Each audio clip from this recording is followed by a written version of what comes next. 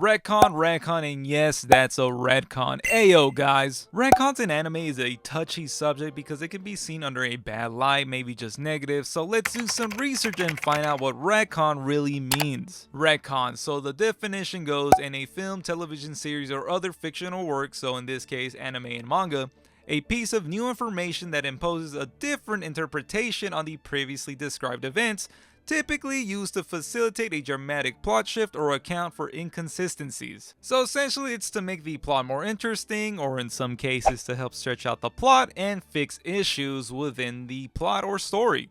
The stretching out part can either be a positive or negative depending on if you like the story, but retcons doesn't sound like such a negative thing, does it? Unless it's being misused. And retcon seems to be very commonplace in shonen anime and manga. I mean, let's just look at the shonen big three. Thanks to retcons, One Piece, Bleach, and Naruto were able to extend their stories as long as they are. And I can go as far as saying that Naruto is the king of retcons because of course the biggest plot pusher in Shippuden and the time skip was of course the Akatsuki hunting down Jinchurikis. And of course Jinchurikis became the retcon because it was never stated before that Naruto was one. Originally, it always seemed that Naruto was just cursed with this nine-tailed fox within him, and then eventually we found out that yes, he is a Jinchuriki, that could actually be a good thing, because Killer Bee was seen as a national treasure in his village. And then correct me if I'm wrong, but Jinchurikis was just a way of keeping balance through all the villages because everyone had a tailed beast, Jinchuriki, at their disposal. Correct me if I'm wrong about that. But thanks to this retcon, we were able to get a longer story in Naruto, and we got some great moments out of it. But we do get a lot of inconsistencies because of it, like Gaara. I mean, originally he didn't have the one-tailed beast Shukaku, he was originally a cursed spirit, and then you just start thinking about how bad they treated Naruto in the original series. And it just wouldn't be the same if we knew that he was a Jinchuriki. He probably would have been treated better, but you know, just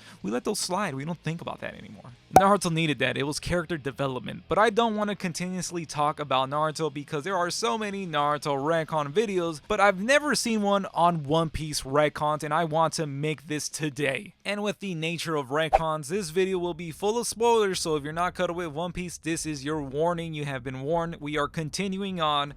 We have of course heard a lot of the term retcon lately in the One Piece community thanks to Gear 5, the Sun God Nika retcon. We all know this, right? And if you don't, you didn't pause the video, I warned you. You did this to yourself. So was it planned or just a huge retcon to the main character and face of shonen? Those who don't watch One Piece might just see it as Luffy having a new transformation. I mean, he has had multiple transformations in the past, so what's this? It's just a new one, right? But for those who have read, watched, and understood One Piece, will see how things just don't connect. How Luffy is now a mythical zone user, even though we have known him as a Paramecia Gum Devil Fruit user for 25 years. And I was just tapping my chest there. I say this with my chest. I'm just banging my chest because that's the drums of liberation, because now we know that Luffy has the Hito Hito no Mi, the human fruit, model Nika. I'm on the boat going merry that likes to think that it was planned for a while now. Maybe as far as back when we were first introduced to Gear 4th, but with the most recent chapter and rewatching Thriller Bark, I want to believe that it was planned back when Kuma was first introduced, but that is just potentially another really good retcon. I mean, Oda's really good at just planting seeds and then coming back to him. We won't know. Oda needs to do a tell-all at the end of One Piece and tell us what was like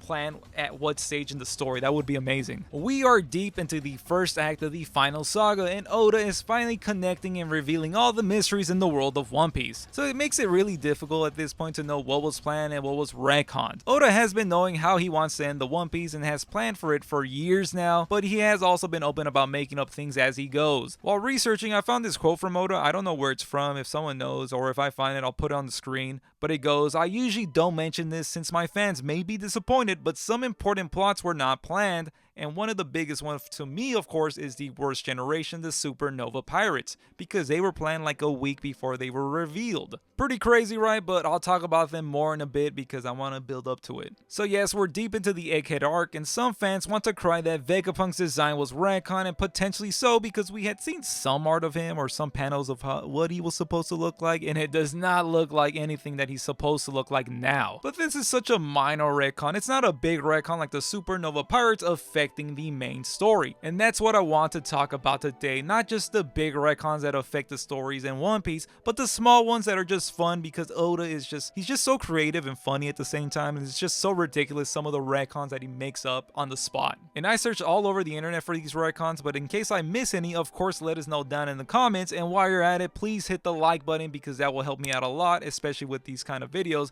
because I love One Piece and I want to make more One Piece related content, but my numbers aren't so great, so while you're at it, why not also subscribe? So let's start out with a major retcon, like what do you mean Ace could have lived? It is eventually confirmed to us that Ace was actually very proficient with his haki, which is very different from what we saw with his fight versus Blackbeard or Smoker, where haki would have been even more important against another Logio user. And Ace claimed during that fight that they were really close or equals in strength then, which is pretty odd because you know Smoker doesn't really scale so good now. But against Blackbeard, who is a top tier, he's a Yonko now, Ace looked very dependent on his Devil Fruit and was shocked when Blackbeard could lay a hit on him. Even though he should be very proficient in haki and probably fought haki users in the past, which the Ace novel did confirm because he did fight Jinbei and Whitebeard, who are proficient in haki of course. But wait, can we even use the Ace novel? People argue if it's canon or not. It's an official One Piece novel, so it's really hard. Let me know what you think in the comments. Ace having haki, such a messy discussion because of course haki is a retcon itself. You might argue that haki wasn't a retcon as we saw instances of it prior to its full reveal. However, haki became the evolution of all those ideas and therefore a retcon by definition. But I don't want to clamor on about the haki retcon because we all know about this one. But what happened to the 6 powers?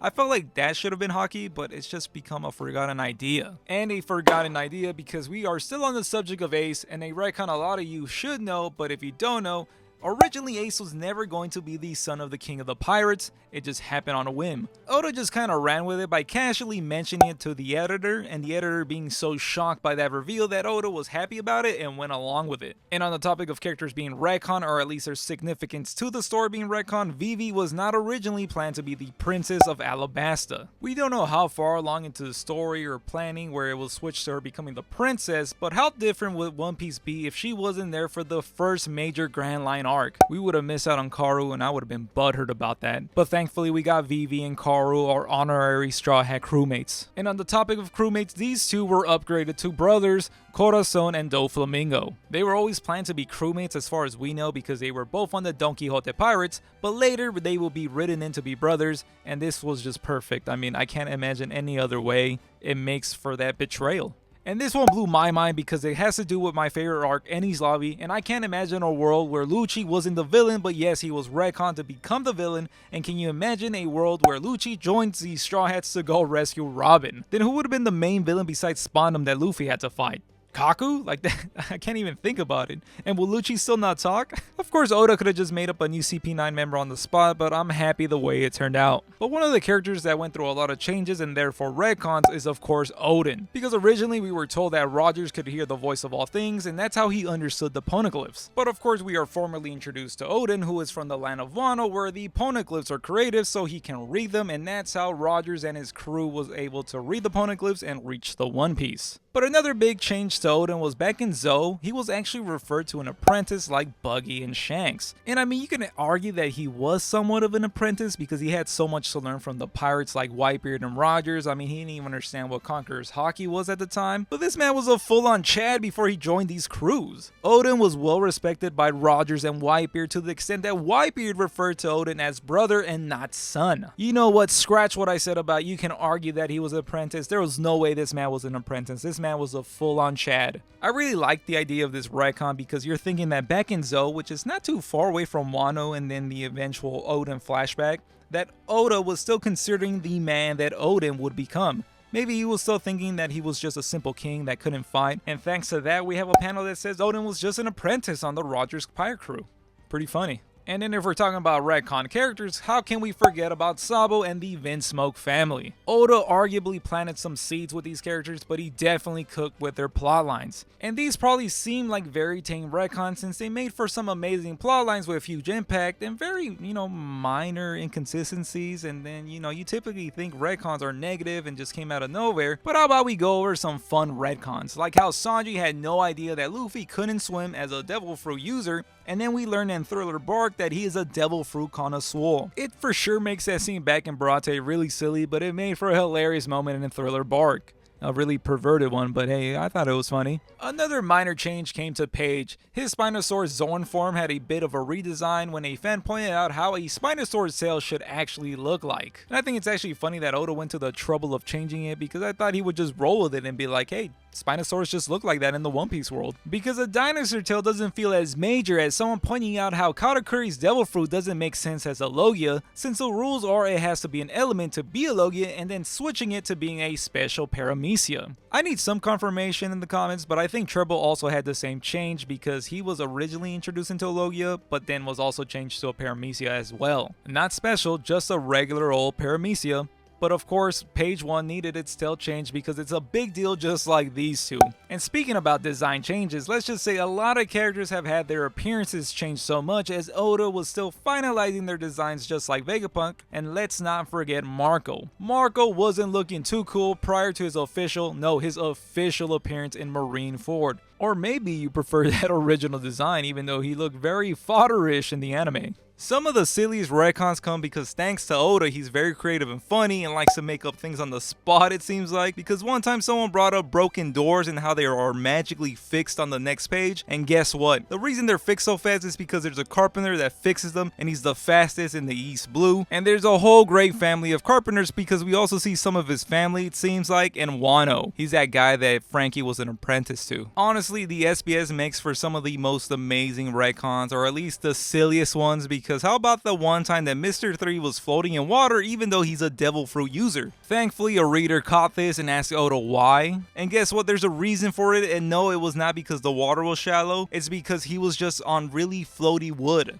You heard that right, floaty wood. And that wood makes a comeback in Fishman Island because it's the same wood they used to go back to the surface with the Sunny. What would make these retcons even funnier is the fact that they're not even retcons at all because Oda had these planned from the beginning. However, this next one isn't funny, it's funny weird because we all know about how Shanks lost his arm to the Sea King and it just doesn't make sense, but yes, that was retcon, and this is because one of the editors thought that the first chapter of One Piece wasn't interesting enough. So Oda took this one personally and removed one of Shanks' arms to make the first chapter more dramatic. Also, during the release of Film Red, we got some more information about the Red-Headed Pirates, and we got some information about Shanks during that first chapter, and that is that his bounty was 1 billion berries. So it makes even less sense that he lost his arm. And we could go on and on about Shanks, but hey, like the next one I want to go over is not really funny. It's not funny at all.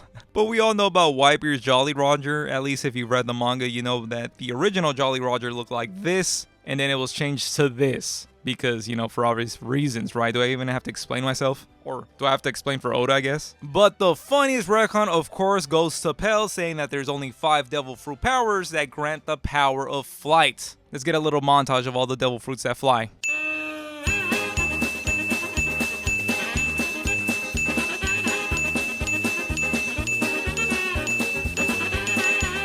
Now let's move on to some big story altering retcons, like Law's importance to the plot. Oda made up the supernovas damn near on the spot, at least the majority of them, since he thought that half of them wouldn't even make it past time skip, and he also thought that Kid over Law would be the major player from all the supernovas. And it did feel like this when we first met Kid at Sabaody. He did have a higher bounty than Luffy and felt like a direct rival, especially since he was also going after the One Piece. However, fast forward to the present where we got an SBS where we got Kid and his crew's whole flashback in an SBS, and now Law is part of the D-Clan and got a proper flashback. And of course, Law being a part of the D-Clan could be another retcon, but my headcanon says that he was always a D because why else did he go rescue Luffy during the Marineford arc? Because he wanted to find more D-Clan members and find out the meaning of the D. And this one might seem small, but I feel like has a high significance to the story is Luffy's straw hat that he got from Shanks that also belonged to Goldie Rogers, which is also, I want to say, a retcon. Because come on, no one ever mentioned it before that straw hat also belonged to Goldie Rogers. Buggy noticed the straw hat being similar to Shanks, but never mentioned anything that it also was similar to Goldie Rogers' previous captains. And some might want to say that Shanks and Buggy being Roger Pirates is a retcon, but I think that was always planned. But I thought it was worth mentioning. But hey, argue with me in the comments below, but let's not forget to mention Crocus, who we met when we entered the Grand Line, also did not mention anything about the Straw Hat. But then again, Crocus did come in late to the game and he saw Shanks wearing the Straw Hat, but still, I'm sure he knew that the Straw Hat belonged to Rogers, right? And there's even more to that Straw Hat since the Reverie arc, where we got to see that giant one in Mary Joie. And it's not like it's under the possession of one of the Celestial Dragons, I mean it is, but it's under the possession of the most mysterious character yet, Emu, and he's also holding on to Luffy's bounty poster, and he's another Retcon character because we had no idea who Emu was beforehand. And besides Gear 5, Emu is the biggest game changer yet because I don't know what to expect and I can't wait to learn more. But like I said earlier, that Straw Hat has more significance to it, especially even more now that Emo is connected to it. There's so much more that we don't know, just like where Raftail is. No wait, do I mean Laugh-Tail? Is that a retcon or is it just a translation error? I mean, Raftail just sounds like katakana for Laugh-Tail. But what I think was a retcon is how we would get to Raftail, and yes, I'm still calling it that. Originally, it was supposed to be the final island, but now it becomes a scavenger hunt to get there. This one just makes a lot more sense to me. I mean, the Yonko are so powerful, and what stops them from getting to the final island on the Grand Line? Or am I wrong, guys? Did I miss something? Wasn't Raftail originally the final island on the Grand Line? Or forget the Yonko, it just seems like anyone could accidentally make it to the final island because why not? And then Luffy's dream of becoming the king of the pirates would be over. But then again, this isn't even Luffy's main dream. Yes, he wants to become king of the pirates, but then we find out he has another dream that he can only achieve after he becomes king of the pirates. This for me has to be the biggest retcon of all because all that we've always known about Luffy, besides the Gum Gum Fruit and then eventually becoming Nika, was that he wanted to become king of the pirates. It seemed like that was his only dream. And we still don't know what this dream is. Oda still has it in his pocket, and I'm not here to speculate on it because I have no idea on what it could be. But it was for sure a retcon, and I would say it's the most genius retcon because it gives us something to look forward to beyond King of the Pirates. And I have no clue on what it could be. Like I said, I can't even speculate on what the dream can be. I've seen theories about it being a big party, but I just don't think it will be that because at the end of every arc, we always get a big party, so what's another big party? If it is just a big party, I might be disappointed because it's just, I expected that. But hey, maybe Oda will do something so spectacular with that party that it's just fun, but it's still a little disappointment because why are you hiding this dream for so long? And yes, Emu and Gear 5 are bigger retcons, but Luffy's dream is still a mystery that is ongoing. But hold up, this is the final retcon I want to end this video with, and it's the one that almost broke the fan base besides Gear 5. Because nowadays, if you go on Twitter, and it's just become a cesspool, of course, but I just can't stop going on there. But you see a lot of Gear 5 hate, and I just ignore it. I mean, it is what it is. I like it. If you don't like it, deal with it. Sounds like your problem. And this retcon was just recently revealed during the Egghead arc, and that is that Jaguar D Salt is still alive, and this has split the fan base. I myself don't even want to consider this a retcon. I also don't hate the decision to bring back Salt because Kuzan literally used the move Ice Time Capsule. That doesn't really sound like a kill move to me, but hey, I know that One Piece and Oda are on the hot seat because all the fake out deaths are so prevalent in the series. But I can smell what Oda is cooking with this one, and like Robin, I am just crying tears of joy. But I've seen so much hate for this reveal, and I'm curious to see what you guys think, so let me know down in the comments what you thought about it. But we've reached the end, and I tried fitting in all the retcons that I could find online, and some of these might not even be retcons, but like I've been saying, let's argue in the comments about it. And then I also didn't want to include retcons within flashbacks, like for example the recent one we just had with Kuma, because that can be an entire video of itself. And by definition, I think it is a retcon. I mean, I didn't find any inconsistencies, but it did help fill in the blanks with the Sun God Nika lore. But that's it for this video. If I missed any retcon, of course, let us know down below. And also, do you have a favorite? Controversial, but mine is Gear 5. I love it. And also, once again, if you made it this far, don't forget to like the video, and while you're at it, why not subscribe and help me become a supernova with a bounty of over 100,000 subscribers, and I'll catch you guys on the next one.